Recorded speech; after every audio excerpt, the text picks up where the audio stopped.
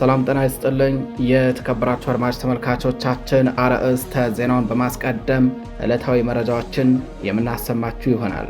የኦህዴድ ብልጽግና የምርጫ አስፈጻሚዎችን በዙ 23 ታጅቦ ከመሃል ሳይንት ወደ ባህር ዳር ሲንቀሳቀስ በነበረም የብልጽግና መከላከያ ሰራዊት ላይ በተፈጸመ የቆረጣና የደፈጣ ጥቃት የጠላት ኃይል ከባድ የሆነ ሰብአዊና ቁሳዊ ኪሳራ መከናነቡ ተነገረም። ይህ እርምጃ አገዛዙ የፈለገውን ያህል ቢታጠቅ በፋኖ ክንድ ከመፍረክረክና መጨረሻው መሞትና መማረክ ከመሆን እንደማያመልጥ በተግባር ያሳየ ነው ተብሏል። መረጃውን በዝርዝር ታደምጡታላችሁ። በተያያዘ ዜና በየትኛውም ቦታና ሰዓት የማጥቃትን ምቃቅምና ችሎታ እያሳየ ያለው የአማራ ፋኖ ዛሬም በወረኢሉ ግንባር የጠላትን አሰላለፍ ያሽመደመደ መብረቃዊ እርምጃ መውሰዱ ታውቋል። የምኒልክ ዕዝ አርበኞች በወረኢሉ ግንባር በታዳጊዋ ቁልንቢ ከተማ በፈጸሙት ልዩ የሰርጂካል ኦፕሬሽን የገዛ ወገናቸውን ደም ለስልጣን ማቆያነት እየሸጡ ያሉ የአገዛዙ ተላላኪዎችን አከርካሪ በመስበር ብትንትናቸውን አውጥተውታል። ይህ መብረቃዊ ጥቃት የብልጽግና ኃይል እየተፍረከረከ መጨረሻው መሞትና መማረክ መሆኑን በግልጽ ያመላከተ ሲሆን የአገዛዙን ዕድሜ ለማራዘም በሚዳክሩ ባንዳዎች ላይም ቀኑ በይፋ እንደጨለመባቸው ያረጋገጠ እርምጃ ነው ተብሏል። ታደምጡታላችሁ። በሌላኛው መረጃችን ቅዱስ ሲኖዶስ የኦርቶዶክስ ተዋሕዶ ቤተክርስቲያንን ከመጥፋት እንዲታደጋት የደባይ ጥላትክን ወረዳ የሃይማኖት አባቶች መልእክት አስተላልፈዋል። የሃይማኖት አባቶቹ ከፋኖ አመራሮች ጋር ጥልቅ ውይይት ስለማድረጋቸው ተሰምቷል። ታደምጡታላችሁ። በሌላኛው መረጃችን በአብይ አህመድና በኢማራት መንግስት ቀጥተኛ ድጋፍ የሚደረግለት የሱዳን ፈጥኖ ድራሽ ኃይል መሪ መሐመድ ሐምዳን ደጋሎ በሱዳን ህዝብ ላይ የ40 ዓመት ጦርነት ሊያካሄድ እንደሚችል በይፋ ዝቷል። ባለፉት ዓመታት የአማራን ህዝብ እንደ ህዝብ እየጨፈጨፈና እንዲሁም ደግሞ ኢትዮጵያን ወደ ባሰ አዘቅት እየከተታት የሚገኘው የአብይ አህመድ አገዛዝ በሱዳን ግጭት ውስጥ እጁን አስገብቶ የሄሜቲን ኃይል በመደገፍ ቀጠናዊ ውጥረቱን እያባባሰው ይገኛል። መረጃውን በዝርዝር ታደምጡታላችሁ። የተከበራችሁ አድማጭ ተመልካቾቻችን እንደምን አረፍዳችሁ፣ እንደምን ዋላችሁ። ከጣቢያችን የዛሬ ሚያዝያ 30 2018 ዓ.ም ዕለታዊ የጦር ግንባር መረጃዎችን እንዲሁም ሌሎች የሀገር ውስጥና የጎረቤት ሀገር መረጃዎችን አጠናቅረን ይዘን ቀርበናል። አብራችሁን ቆዩ።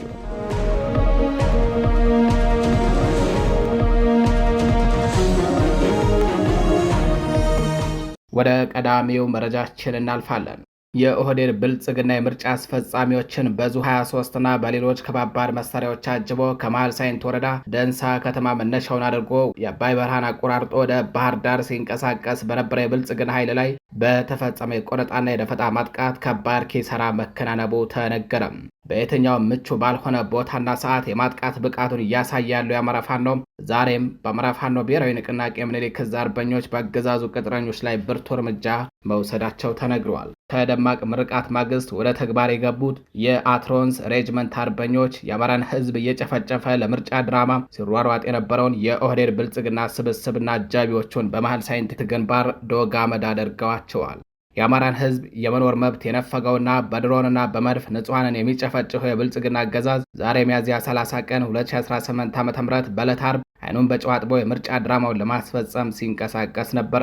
ከመሃል ሳይንት ወረዳ ደንሳ ከተማ የኦህዴድ ብልጽግና አመራሮችና አስፈጻሚዎችን በዙ 23 ታጅቦ መነሻውን ያደረገው የአገዛዙ ወታደራዊ ኃይል ወደ ባህር ዳር ለማቅናት እየገሰገሰ እንዳለ በጀግኖቹ የአማራ ፋኖ ብሔራዊ ንቅናቄ ምኒልክ ዕዝ 105ኛ ኮር 47ኛ ክፍለ ጦር ስር በሚገኙት የአትሮንስ ሬጅመንት አርበኞች ወርቅ ማውጫ ተብሎ በሚጠራው አካባቢ ላይ ከባድ እርምጃ ተወስዶበት የሞት ጽዋውን ተግቷል። በተፈጸመው መብረቃዊ የደፈጣ ጥቃት የበሻሻ ወፈፌ አብይ አህመድ ስልጣን አስጠባቂዎችና አጃቢዎች መካከል በርካቶች ሙትና ቁስለኛ መደረጋቸው ታውቋል። ከቆሰሉት መካከል በአካባቢው ህዝብን ያስመረረ አንድ ጥቁር አማራ ባንዳ ካድሬ እንደሚገኝበትም ታውቋል። ይህ እርምጃ አገዛዙ የፈለገውን ያህል ቢታጠቅም በፋኖ ክንድ ከመፍረክረክና በመጨረሻም መሞትና መማረክ ከመሆን እንደማያመልጥ በተግባር አረጋግጧል። ከዚህ ጸያፍ ድርጊታችሁና የህዝብን ደም ከማፍሰስ ካልተቆጠባችሁ መጨረሻችሁ የውሻ ሞትና የታሪክ ተረፈ ምርት መሆኑን የዛሬው አትሮንስ ሻለቃ አርበኞች የወሰዱት እርምጃ ለባንዳዎች አስገንዝበዋል። ወደ ሌላኛው መረጃችን እናልፋለን። በየትኛውም ቦታና ሰዓት የማጥቃት እምቅ አቅሙንና ችሎታውን እያሳየ የሚገኘው የአማራ ፋኖ በወረኢሉ ግንባር በወሰደው እርምጃ የጠላትን አሰላለፍ አሽመድምዶ ከባድ ኪሳራ ደርሶ ድል ተቀዳጀም። በአማራ ፋኖ ብሔራዊ ንቅናቄ ወሎ ቤት አማራ ምኒልክ ዕዝ አርበኞች በፈጸሙት በዚህ ልዩ የሰርጂካል ኦፕሬሽን ከጨፍጫፊው የብልጽግና አገዛዝ ጋር ተሰልፈው ወገኖቻቸውን ሲያሰቃዩ የነበሩ የሆዳደሮችን አከርካሪ በመስበር በትንትናቸውን አውጥተዋቸዋል። ትናንት ሚያዝያ 29 2018 ዓ.ም በታዳጊዋ ቁልምቢ ከተማ ውስጥ ታሪካዊ ድል ተመዝግበዋል።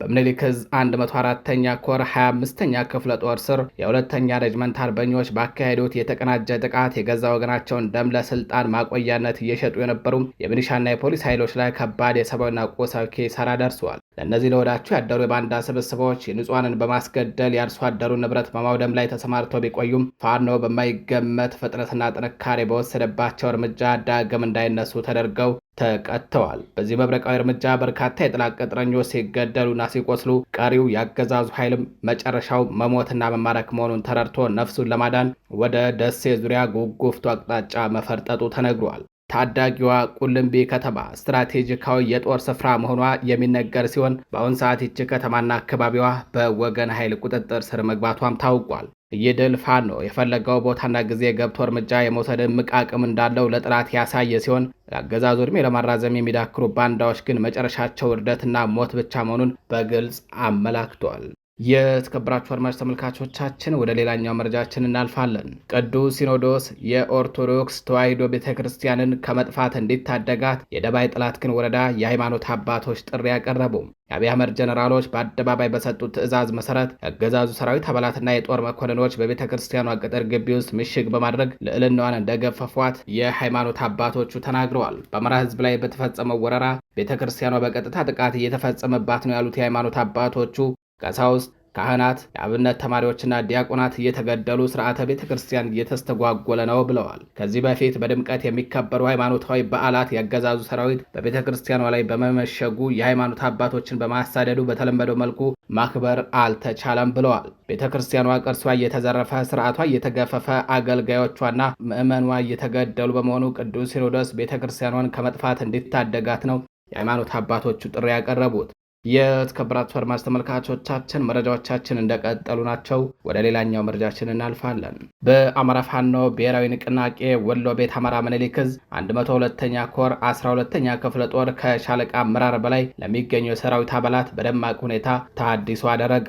በወሎ ቤት አማራ ምኒልክ ዕዝ 102ኛ ኮር አካል የሆነው 12ኛ ክፍለ ጦር ከግዳጅ ጎን ለጎን ከሻለቃ አመራር በላይ የሰራዊት አባላት የተሃድሶ ፕሮግራም በማድረግ ለወደፊት ለሚደረጉ ግዳጆች ዝግጁ መሆኑን ገልጿል። በመርሃ ግብሩ ከተካሄዱት መካከል በ12ኛ ክፍለ ጦር ለአማራ ፋኖ አሁን ለደረሰበት ደረጃ የተሻለ አበርክቶ ላላቸው ለምኒልክ ዕዝ ምክትል ሰብሳቢ ለአርበኛ ቀኛዝማች ረዳው ውበቱና ለምኒልክ ዕዝ ዋና ወታደራዊ አማካሪ ኮሎኔል ሞገስ ዘገየን የካባ ሽልማትና የሽኝት ፕሮግራም አድርጓል። እንዲሁም በአማራ ፋኖ ብሔራዊ ንቅናቄ ወሎ ቤት አማራ ምኒልክ ዕዝ ምስራቅ አማራ 102ኛ ኮር አካል የሆነችውና ለአማራ ሕዝብ ትግል ፋና ወጊዋ 12ኛ ክፍለ ጦር የትግል አጋር ለሆኑት ለስድስቱ ኮሮችና ለልዩ ዘመቻ ለአማራ ሕዝብ ሲሉ መስዋዕትነትን የከፈሉ ጀግኖቹን ፎቶ በፍሬም በማሰራት በሽልማት መልክ አበርክቷል። የተሃድሶ ፕሮግራሙን የመክፈቻ ንግግር ያደረጉት 102ኛ ኮር ዋና ሰብሳቢ የነበሩት የአሁኑ የአማራ ፋኖ ብሔራዊ ንቅናቄ ምኒልክ ዕዝ ምክትል ሰብሳቢ የሆኑት አርበኛ ቀኛዝማች ረዳው ውበቱ ሲሆኑ ለ12ኛ ክፍለ ጦር የሻለቃ አመራርና ለተጠሩ እንግዶች የእንኳን ደስ ያላችሁ መልእክት አስተላልፈዋል። ምክትል ሰብሳቢው አያይዘውም እንደገለጹት የአማራ ሕዝብ በኃይል ለማንበርከክ የመጣውን ነውረኛ አገዛዝ ለመደምሰስ የአማራ ወጣቶችና መላው የኢትዮጵያ ሕዝብ ከጎናችን እንድትሰለፉ ሲሉ ጥሪ አስተላልፈዋል። ዛሬም ድረስ አማራ ጠሉ ጨፍጫፊው ስርዓት በምርጫ ስም በህዝባችን ላይ ህገ መንግስታዊና መዋቅራዊ በደል በማስቀጠል አለኝ የሚለውን አቅም ሁሉ ተጠቅሞ ሙከራ ቢያደርግም ህዝባችንን ይዘን ስለሆነ የአማራን ፋኖ ክንድ መቋቋም ተስኖታል ሲሉ ገልጸዋል። ሌላኛው ንግግር ያደረጉት የ12ኛ ክፍለ ጦር ዋና ወታደራዊ አዛዥ አርበኛ ሀብተማርያም መንበሩ ለ12ኛ ክፍለ ጦር የሻለቃ አመራር የሰራዊት አባላት ጥሪ ለተደረገላቸው የኮር የክፍለ ጦር አመራርና ለአማራ ፋኖ ብሔራዊ ንቅናቄ ምኒልክ ዕዝ በአዲሱ አደረጃጀት ኃላፊነት ለተሰጣቸው አመራሮች የእንኳን ደስ ያላችሁና መልካም የሥራ ዘመን እንዲሆንላቸው ምኞታቸውን ገልጸዋል። የ12ኛ ክፍለ ጦር ዋና አዛዥ እንደተናገሩት ሰራዊታቸው ሁሌም በጥላት ላይ የኃይል የበላይነትን በመውሰድ በስነ ልቦና የዳበረ የህዝባችንን የጭቆና ህይወት የተረዳ በመሆኑ በአጭር ጊዜ ጦርነቱን እንደሚያጠናቅቁም ገልጸዋል። በሶስተኛ ደረጃ ንግግር ያደረጉት በአማራ ፋኖ ብሔራዊ ንቅናቄ ምኒልክ ዕዝ ዋና ወታደራዊ አዛዥ አርበኛ ወንድሙ ማሩ ለ12ኛ ክፍለ ጦር የሻለቃ አመራር፣ ለክፍለ ጦር አመራር እንዲሁም ለኮር አመራርና ጥሪ ለተደረገላቸው የድርጅት አመራሮች እንኳን ደስ ያላችሁ በማለት መልካም ምኞታቸውን አስተላልፈዋል። ወታደራዊ አዛዡ ካስተላለፉት ሀሳብ መካከል ስለ ዓላማ ጽናትና የትግል ባህሪያት በመግለጽ ማንም የአማራ ፋኖ ታጋይና ታጋይ የአማራ ብሔርተኝነትን ተላብሰው በህዝባችን ላይ በግዴታ የተጫነበትን ቀንበር ከትከሻው ለማስወገድ ዝግጁ እንዲሆን መልእክት አስተላልፈዋል። በተጨማሪም ንግግር ያደረጉት የአማራ ፋኖ ብሔራዊ ንቅናቄ ወሎ ቤት አማራ ምኒልክ ዕዝ ዋና ዘመቻ መምሪያ ኃላፊ አርበኛ በለጠ ሸጋው ለ12ኛ ክፍለ ጦር ሻለቃ አመራሮች እንዲሁም ለሌሎች የኮርና የእዝ አመራሮች እንዲሁም ጥሪ ለተደረገላቸው እንግዶች እንኳን ደስ አላችሁ መልእክት አስተላልፈዋል። የህዝብ ልጅ የሆነው ፋኖ ጤዛ ልሶ ድንጋይ ተንተርሶ በምድር ውድ የሆነውን ህይወቱን በመስጠት ስግብግቡን አገዛዝ በአፈሙዘኛ ቋንቋ በልኩ በማናገራችን በአማራ ክልል እንደተፈለገ እንዳይንቀሳቀስ አድርገነዋል ብለዋል። በአማራ ፋኖ ብሔራዊ ንቅናቄ ምኒልክ ዕዝ ዘመቻ መምሪያ ኃላፊው አክለውም ለማይቀር የሞት ሽረት ትግል ሁሉም የአማራ ወጣቶችና የኢትዮጵያ ህዝብ ከጎናችን እንዲሰለፍ ሲሉ ጠንካራ መልእክት አስተላልፈዋል። በምኒልክ ዕዝ አመራር የሆኑት አርበኛ አሸናፊ ገናን ወይንም ወይራው አማራም በዝግጅቱ በመገኘት ለ12ኛ ክፍለ ጦር ሻለቃ አመራርና ጥሪ ለተደረገላቸው እንግዶች መልካም ምኞታቸውን የእንኳን ደስ አላችሁ መልእክታቸውን አስተላልፈዋል። ወይራው አማራው እንደተናገረው ጨፍጫፊውና አምባገነኑ አገዛዝ ለመፋለምና ህዝባችንን ከገባበት ቅርቃር ውስጥ ለማውጣት ሰራዊቱ ዝግጁ እንዲሆን መልእክት አስተላልፈዋል። የአማራ ፋኖ ብሔራዊ ንቅናቄ ምኒልክ ዕዝ ዋና ወታደራዊ አዛዥ ኮሎኔል ሞገስ ዘገየ ለ102ኛ ኮር አመራር ለ12ኛ ክፍለ ጦር አመራር ጥሪ ለተደረገላቸው ኮሮችና የድርጅት አመራሮች የእንኳን ደስ አላችሁ መልእክት አስተላልፎም የብልጽግናን አገዛዝ በተግባር የማሸነፋችን ሚስጥር ህዝባዊ ሰራዊት በመገንባታችንና ህዝባዊ ድጋፍ ስላለን ነው ሲል ተናግሯል። በመጨረሻም የአማራ ፋኖ ብሔራዊ ንቅናቄ ፖሊት ቢሮ አባልና ቀጠናዊ ትስስር መምሪያ ኃላፊ አርበኛ አበበ ፈንታው እንደተናገሩት የአማራ ህዝብ የፍትህ የነጻነትና የህገ መንግስት ጥያቄ ስላለው በወርድና በቁመቱ ልክ የፖለቲካ ውክልና እስኪኖረው ድረስ ጠንካራ የአማራ ፋኖ ታጋይ እንዲፈጠር ሲሉ አበክረው ተናግረዋል። የቀጠናዊ ትስስር መምሪያ ኃላፊው አርበኛ አበበ ፈንታው አክሎም የአብይ አህመድ የብልጽግና አገዛዝ በ2010 ዓ.ም በትረ ስልጣኑን ከተቆጣጠረ በኋላ የአማራ ህዝብ ላይ ታይቶ የማይታወቅ ጭፍጨፋ በማድረጉ ምክንያት ተገፍተን የወጣን መሆኑን በመረዳት አምባገነኑን ስርዓት ለማስወገድ ከምንጊዜውም በላይ የአማራ ወጣቶችና መላው የኢትዮጵያ ህዝብ ከጎናችን እንዲሰለፍ ሲሉ ጥሪ አስተላልፈዋል። አድማጭ ተመልካቾቻችን መረጃዎቻችን እንደቀጠሉ ናቸው። የአገዛዙ አስተዳደራዊ መዋቅር እየተናደ ነው። የጅጋ ከተማ 02 ቀበሌ ዋና አስተዳዳሪ የፋኖን ትግል ተቀላቅለዋል። የአማራን ህዝብ በጠላትነት ፈርጆ የዘር ማጥፋት ጦርነት ያወጀው የብልጽግና አገዛዝ የመጨረሻው መከላከያ በሆነው በአስተዳደር መዋቅሩ ላይ ከፍተኛ መናድ እየደረሰበት ይገኛል። በጅጋ ከተማ የአገዛዙ አገልጋይ የነበረ ከፍተኛ የስራ ኃላፊ ሙሉ ትጥቁን እንደያዘ በአማራ ፋኖ ብሔራዊ ንቅናቄ ቴዎድሮስ ዕዝ ስር የሚገኘው 77ኛ ክፍለ ጦርን መቀላቀሉ ታውቋል። በአማራ ህዝብ ላይ እየተፈጸመ ያለውን ግፍና በደልን በቅርበት ሲመለከት የነበረውና የጅጋ ከተማ 02 ቀበሌ ዋና አስተዳዳሪ በመሆን ሲያገለግል የነበረው አምደወርቅ አሰፋ የአገዛዙን የጥፋት መንገድ በመቃወም የነጻነት ትግሉን ተቀላቅሏል። አስተዳዳሪው ለረጅም ጊዜ ጅጋ ከተማ ከመሸጉ የብልጽግና ሰራዊት ጋር አብሮ ቢቆይም አሁን ላይ ግን አገዛዙ ከህዝብ ተነጥሎ ራቁቱን እየቀረ መሆኑን በመረዳት ትጥቁን ይዞ ወገን ጦር መጥቷል። የቀድሞ አስተዳዳሪ ወደ አማራ ፋኖ ብሔራዊ ንቅናቄ ቴዎድሮስ ዕዝ 109ኛ ኮር 77ኛ ክፍለ ጦር የተቀላቀለው አንድ ክላሽንኮቭ ጠመንጃ ከነሙሉ ተተኳሽ ይዞ መሆኑ ተረጋግጧል። ይህ ክስተት የአገዛዙ ወታደራዊ ኃይል ብቻ ሳይሆን ሲመካበት የነበረው የሲቪል መዋቅርና የአስተዳደር ሰንሰለትም ጭምር መበስበሱንና መፍረክረኩን በግልጽ የሚያሳይ ሆኗል። አምደወርቅ አሰፋ የወሰደው እርምጃ አሁንም በአገዛዙ መዋቅር ውስጥ ያላችሁ የአማራ ልጆች ነገ ሳይረፍድባችሁ ከህዝባችሁ ጎን እንድትቆሙ የሚጣራ ደወል መሆኑም ተመላክቷል። አድማጭ ተመልካቾቻችን ወደ ሌላኛው መረጃችን እናልፋለን። የፋኖን ክንድ መቋቋም ያቃተው የብልጽግና ሰራዊት በወገዳ ከተማ ንጹሐን ተማሪዎችንና ህፃናትን በድሮን መጨፍጨፉ ተሰምቷል። በአማራ ፋኖ ብሔራዊ ንቅናቄ በላይ ዘለቀ ዕዝ አርበኞች ክንድ ክፉኛ የተሰበረውና በሁለቱ ኮሮች መብረቃዊ ጥቃት የደረሰበት ያገዛዙ ሰራዊት ሽንፈቱን ለማካካስ በንጹሃን ላይ የድሮን ጥቃት ፈጽሟል። በስማዳ ወረዳ ወገዳ ከተማ ላይ በተሰነዘረ የድሮን ጥቃት ወደ ትምህርት ቤት በመሄድ ላይ የነበሩ ተማሪዎችና ውሃ በመቅዳት ላይ የነበሩ ንጹሃን አማራዎች በገፍ ተጨፍጭፈዋል።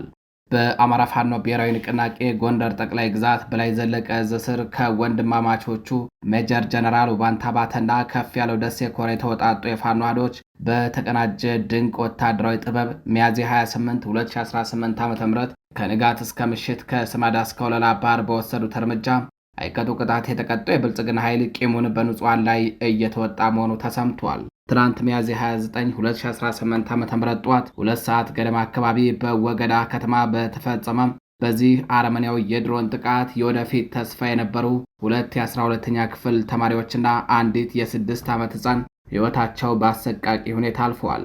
በጥቃቱ የተገደሉ ወገኖቻችን አንደኛ ተማሪ አምሳሉ የ12ኛ ክፍል ተማሪ፣ ሁለተኛ ህፃን አንጓቼ ወረታው የ6 ዓመት ህፃን፣ ሶስተኛው ቢተውዱ የ12ኛ ክፍል ተማሪ እንዲሁም በስም ያልታወቀ ውሃ በመቅዳት ላይ የነበረ ወጣት ህይወቱ አልፏል። ከነዚህ በተጨማሪ 7 ንጹሃን ወገኖች በደረሰባቸው ከባድ ጉዳት በወገዳ ሆስፒታል በጽኑ ሕክምና ላይ እንደሚገኙ ታውቋል። አገዛዙ በዚህ ሳይወሰን በስማዳ ወረዳ ለፋኖ መረጃ ትሰጣላችሁ በሚል 30 የሚደርሱ ወጣቶችን በማፈን ሸረፍ ጎዲ በመውሰድ ኢሰብአዊ ድብደባና ድርጊት እየፈጸመባቸው ይገኛል ተብሏል። ይህ እርምጃ አገዛዙ ከህዝብ መነጠሉንና መጨረሻው መቃረቡን ተከትሎ የተያያዘው የጭንቀት እርምጃ መሆኑን ታዛቢዎች ይገልጻሉ። በተያያዘ ዜና የፋሽስቱ አገዛዝ ብልጽግና ከባድ መሳሪያ የንጹሐንን ህይወት መቅጠፉ ተነገረም። የብልጽግና አገዛዝ የአማራን ህዝብ ህልውና ለማረጋገጥ ነፍጥ ያነሳውን የፋኖ ሰራዊት መዋጋትና ማሸነፍ ሲያቅተው በተስፋ መቁረጥ ከተሞችን በከባድ መሳሪያ በመደብደብ ጦር መሳሪያ ያልታጠቁ ንጹሐን አማራዎችን ህይወት በጅምላ እየቀጠፈ ይገኛል። በመሆኑም ሚያዝያ 28 2018 ዓ.ም ከጧት ጀምሮ በራያ ቆቦ ወረዳ ጮቢ በር መድፍ በማጥመድ ወደ ራያ አላማጣ ኩቢ ቀረንሳ በማስወንጨፍ አቶ ወዳጅ ደሳል የተባለ ግለሰብ ቤተሰብ ላይ በፈጸመው የከባድ መሳሪያ ጥቃት ገነት ወዳጁ የተባለች የ6 ዓመት ህፃንና መነን ወዳጁ የተባለች የ12 ዓመት ታዳጊ ሁለቱን በከባድ መሳሪያ ቆስለው በሕክምና ላይ እንደሚገኙ ተሰምቷል። በተጨማሪም በዚያው ጥቃት በ110 ሺህ ብር የተገዛ ግመል መገደሉም ታውቋል። በተመሳሳይ ትላንት ሚያዝያ 29 2018 ዓ.ም በራያ ቆቦ ወረዳ ጮቢ በር መድፍ በማጥመድ ራያ ቆቦ ጃሮታ አዲስ መንደር ቀበሌን በተደጋጋሚ በመደብደብ ከአንድ ቤተሰብ ዮሐንስ ሙለታ የተባለ የ13 ዓመት ታዳጊ ህይወት ሲቀጠፍ፣ ዳዊት ሙለታ የተባለ የ10 ዓመት ታዳጊ ደግሞ ክፉኛ ቆስሎ በሕክምና ላይ እንደሚገኝ ታውቋል። በተጨማሪም በዚያው ጥቃት የቀንድ ከብቶችን በገፍ መጨፍጨፋቸውን የተነገረው። የተከበራችሁ አድማጭ ተመልካቾቻችን ወደ ችሎት መረጃዎቻችን እናልፋለን። በነተከበሩ ዮሐንስ ቧያለው መዝገብ ተከሳሾች ፍርድ ቤት ቀርበዋል። በተደጋጋሚ የፍርድ ቤቱን ትዕዛዝ አላከበሩም የተባሉት የማረሚያ ቤቱ ምክትል ኃላፊም ተገኝተው ምላሽ ሰጥተዋል። የብልጽግና አገዛዝ የህግ የበላይነትን ወደ ጎን በመተው በቁጥጥሩ ስር ባሉ የአማራ ፖለቲካ መሪዎችና አርበኞች ላይ የሚፈጽመው ሰብአዊ መብት ረገጣና አድሏዊ አሰራር በችሎት ፊት ተጋልጧል። ፍርድ ቤቱንና የህግ አሰራርን ሲያጥላላ የከረመው የቅሊንጦ ማረሚያ ቤት ኃላፊ በችሎቱ ተገኝቶ ሰበብ ቢደረድርም በእስረኞች ላይ እየደረሰ ያለው ግፍ ግን የአገዛዙን ማንነት ቁልጭ አድርጎ አሳይቷል። ትናንት ሚያዝያ 29 2018 ዓ.ም በፌዴራል ከፍተኛ ፍርድ ቤት የቀረቡት እነ ክቡር ዮሐንስ ቧያለው፣ ክቡር ክርስቲያን ታደለና ዶክተር ካሳ ተሻገርን ጨምሮ 13 ተከሳሾች በማረሚያ ቤት ውስጥ የሚፈጸምባቸውን አስከፊና ዘርን መሰረት ያደረገ ግፍና በደልን ለችሎቱ አቅርበዋል። በተለይም አማራ የሚል ስም ያላቸው መጽሐፍት ያፋጃሉ በሚል ሰበብ ወደ እስር ቤት እንዳይገቡ ሲታገዱ፣ በሌላ ወገን ግን የኦሮሞ ስም ያላቸው መጽሐፍት እንዲገቡ መፈቀዱ አገዛዙ እስከ እስር ቤት የዘለቀ የስነ ልቦና ጦርነትና የዘር መድሎ እያካሄደ መሆኑን አጋልጠዋል። ተከሳሾቹ ለችሎቱ እንዳስረዱት የቤተሰብ ፍተሻ ሰብአዊ ክብርን በሚያዋርድ መልኩ የሚፈጸም ሲሆን በፖሊስ ድብደባ የአካልና የአእምሮ ጉዳት የደረሰባቸው እና አማራ መለሰና ሌሎች እስረኞች ተገቢውን የሕክምና ደህንነት ጥበቃ እያገኙ እንዳልሆነም ተገልጿል። የቅሊንጦ ማረሚያ ቤት ምክትል ኮማንደር ጣሰው ግዛው የፍርድ ቤት ትዕዛዝን ባለማክበር ሲያሾፉ ከቆዩ በኋላም በትናንትናው ችሎት ቀርበው የስራ መደራረብ የሚል ደካማ ምክንያት ቢሰጡም በተግባር ግን ሕግን ጥሰው እስረኞችን እያሰቃዩ መሆኑን አቤቱታዎቹ ያረጋግጣሉ። በተጨማሪም የፌዴራል ፖሊስ ከተከሳሾች ላይ የዘረፈውን ንብረት አላውቅም በማለት በችሎቱ ፊት መካዱ አገዛዙ በዘረፋና በቅጥፈት ላይ የተመሰረተ መሆኑን ዳግም አሳይቷል። ንብረታቸውን ለመጠየቅ የሚሄዱ ዜጎችን በማሰርና በማንገላታት የሚታወቀው ይህ ኃይል በአሁኑ ሰዓት በፍትህ ስም የሽብር ተግባር እየፈጸመ ይገኛል። የአገዛዙ የፍትህ ስርዓት የፖለቲካ ቁማር መጫወቻ መሆኑን ያረጋገጠው ችሎቱ የተሰጡ ትዕዛዞች አፈጻጸምን ለመከታተል ግንቦት 28 2018 ዓ.ም ተለዋጭ ቀጠሮ ሰጥቷል። በተያያዘ ዜናም በተለያዩ መዝገቦች ተካተው በሽብር ወንጀል የተከሰሱ የፖለቲካና የህሊና እስረኞች ፍርድ ቤት ቀርበዋል። ከመካከላቸው ጉዳያቸውን በውጭ ሆነው ሲከታተሉ የነበሩት አንድ አምባሳደር ጥፋተኛ በመባላቸው ፖሊስ አስሮ ወደ ማረሚያ ቤት እንዲያወርዳቸው ታዟል። የኢትዮጵያ የፍትህ ስርዓት ያገዛዙ የፖለቲካ መሳሪያ መሆኑን ዳግም በችሎቱ ተጋልጧል። ትናንት ሚያዝያ 29 2018 ዓ.ም በዋለው የፌዴራል ከፍተኛ ፍርድ ቤት በፖለቲካ ተነሳሽነት በሽብር ወንጀል የተከሰሱ የህሊና እስረኞች ላይ የተቀነባበረ የጥፋተኝነትን ብይንና የዋስትና ክልከላ በመጣል አገዛዙ በዜጎች ላይ ያለውን የጭካኔ በትረ ስልጣን አሳርፈዋል። በአገዛዙ የፍትህ መዋቅር ውስጥ የታየው ትልቁ መሳለቂያ የአፍሪካ ህብረት ምክትል ዳይሬክተር የሆኑት አምባሳደር ጀማል ሁንዲ ላይ የተወሰደው እርምጃ ነው።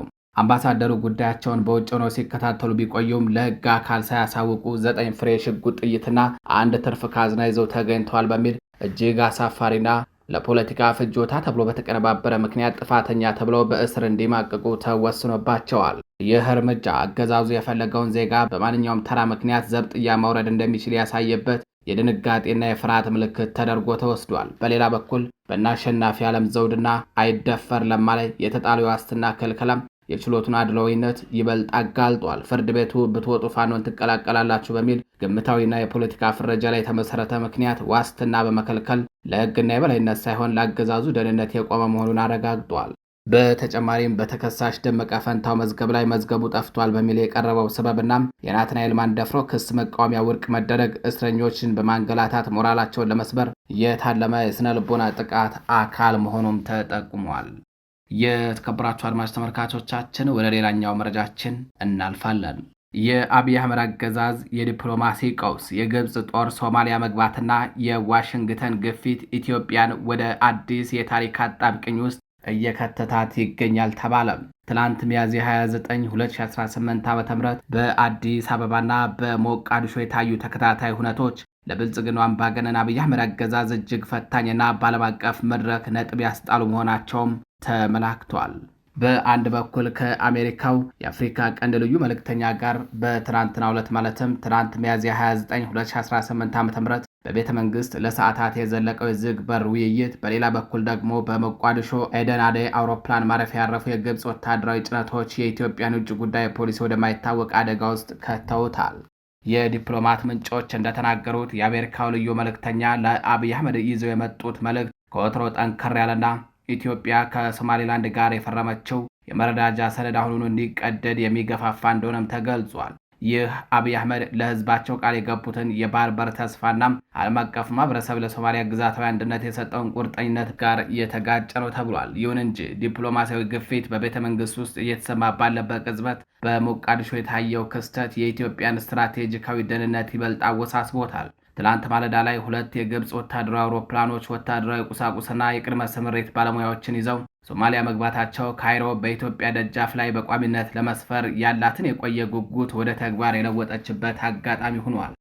ይህ ሁኔታ በቀጠናው ተንታኞች ዘንድ ለአብይ አህመድ በሁለት አቅጣጫዎች የተሰነዘረ ታላቅ ሽንፈት ተደርጎ ተቆጥሯል። በመጀመሪያ ደረጃ ኢትዮጵያ ለዓመታት በሶማሊያ የጸጥታ ጉዳይ ላይ የነበራትን ብቸኛ የበላይነትን አሁን ላይ ግብፅ እንድትጋራው አልፎም ተርፎም እንድትተካው በር በመክፈቱ የአገሪቱን ብሔራዊ ደህንነት ለከፍተኛ የከባድ ስጋት አጋልጦታል። ኢትዮጵያ በምዕራብ በኩል ከህዳሴ ግድብ ጋር በተያያዘ ከካይሮ ጋር በነበረባት ፍጥጫ ላይ አሁን ላይ ደግሞ በምስራቅ በኩል ግብፅን በአዋሳኝ ድንበሯ ላይ ማግኘቷ ባለፉት ዓመታት በአዲስ አበባ የተከተሉት የብቸኝነት ዲፕሎማሲ መዘዝ እንደሆነ ይተነተናል።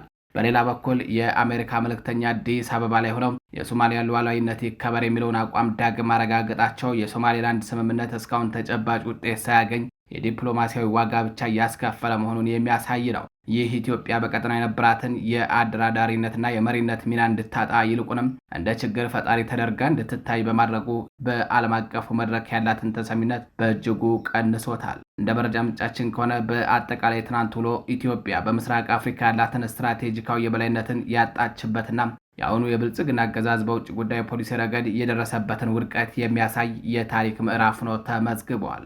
የተከበራችሁ አድማጭ ተመልካቾቻችን ወደ ሌላኛው መረጃችን እናልፋለን። በአብይ አህመድና በኢማራት መንግስት ቀጥተኛ ድጋፍ የሚደረግለት የሱዳን ፈጥኖ ደራሽ ኃይል መሪ መሐመድ ሐምዳን ደጋሎ በሱዳን ህዝብ ላይ የ40 ዓመት ጦርነት ሊያካሂድ እንደሚችል በይፋ መዛቱ ተሰምቷል።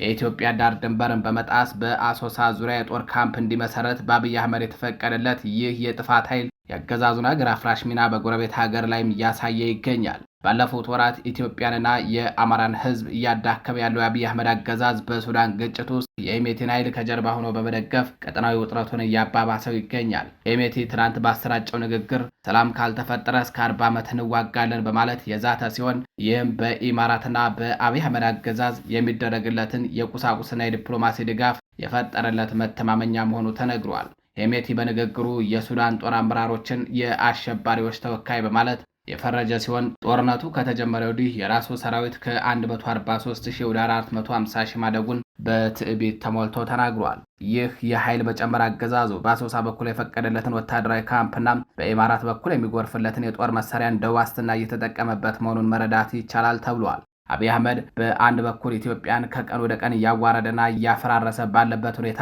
በሌላ በኩል ሄሜቲን መሰል ሀገር አፍራሽ ኃይሎችን በድንበር ላይ በማስጠጋት የአገዛዙን ጸረ ሰላምና ጸረ ኢትዮጵያ አቋም ይበልጥ ያጋለጠ ሆኗል። ሄሜቲ የሱዳን ጦር በንጹሃን ላይ ጥቃት ይፈጽማል እያለ ቢከስም የእርሱ ኃይል ግን በአብይ አህመድ ድጋፍ ታጅቦ በሱዳን ንጹሃን ላይ እየደረሰ ያለው ጭፍጨፋና መፈናቀል የዓለም አቀፉ ማህበረሰብ እያሳዘነው ይገኛል። አገዛዙ በኢትዮጵያ ላይ እያደረሰ ካለው ጥፋት አልፎ ጎረቤት ሀገሮችንም ለውድመት እየዳረገ መሆኑን ይህ የሄሜቲ ዛቻ ቁልጭ አድርጎ ያሳያል። የተከበራችሁ አድማጭ ተመልካቾቻችን ለዛሬ ሚያዝያ 30 2018 ዓ.ም ይዘናቸው የነበሩት ዕለታዊ መረጃዎቻችን እነዚህን ይመስላሉ። በሌሎች አዳዲስ መረጃዎች እስከምንገናኝ ከቀሪ ጣቢያችን ዝግጅቶች ጋር ቸር ቆዩ።